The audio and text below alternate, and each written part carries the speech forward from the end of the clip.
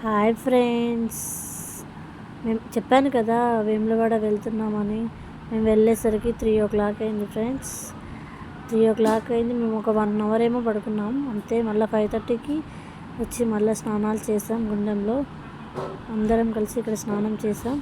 మా పిల్లలు కూడా ఇక్కడే చేశారు. ఆ పిల్లలు చాలా ఏడ్చారు పాపం, చిన్నపిల్లలు కదా, చలి పెడుతుందని చాలా ఏడ్చారు. కానీ ఆయన ఖచ్చితంగా గుండంలో ముంచాలి కదా, ఇంత దూరం తీసుకొచ్చినందుకు అని స్నానం చేయించాం. ఇక మళ్ళీ రూమ్కి వెళ్ళి డ్రెస్ చేంజ్ చేసుకుని మళ్ళీ టెంపుల్కి వచ్చాం. ఇక్కడ ముఖద్వారం ఇది, లోపలికి వస్తున్నాం ఇప్పుడే. చెట్టు దగ్గర ఏమైనా మొక్కుకొని దీపం వెలిగిస్తే కోరికలు తీరుతాయని ఇక్కడ చెప్తారట వేములవాడలో. ఇక్కడ చాలా పిక్స్ దిగాం. అలాగే బావ గుండు కూడా చేయించుకున్నాడు. చాలా పిక్స్, అందరం కలిసి చాలా ఫొటోస్ దిగాం. ఇక్కడ ఇంకా కొబ్బరికాయలు తీసుకున్నాం. కొబ్బరికాయలు, పువ్వులు, పళ్ళు తీసుకున్నాం. లోపలికి ఫోన్ నాట్ అలౌట్ అంట ఫ్రెండ్స్. ఇక్కడ పక్కకి బొట్టు పెడతారంటే అందరం బొట్టు పెట్టుకోవడానికి వస్తున్నాం. ఇక్కడ బొట్టు పెట్టుకున్నాం అందరం, ఒకరి తర్వాత ఒకరం బొట్టు పెట్టుకొని. ఈమె మా డాడీ వాళ్ళ పెద్దక్క అన్నమాట, అంటే మా పెద్ద మేనత్త అన్నమాట.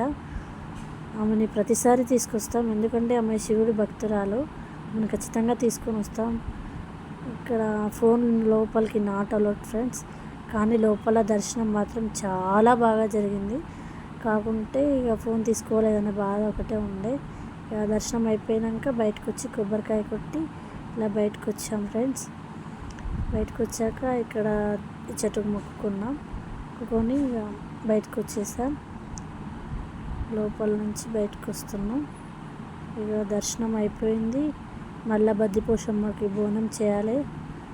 ఆ వీడియో నెక్స్ట్ వీడియోలో పెడతాను ఫ్రెండ్స్. అది కొంచెం లెంత్ ఎక్కువ ఉంది.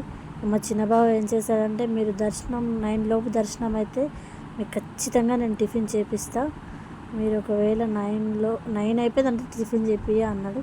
ఎందుకంటే మేము కొంచెం లేట్ తయారవుతామని. Okay friends, bye.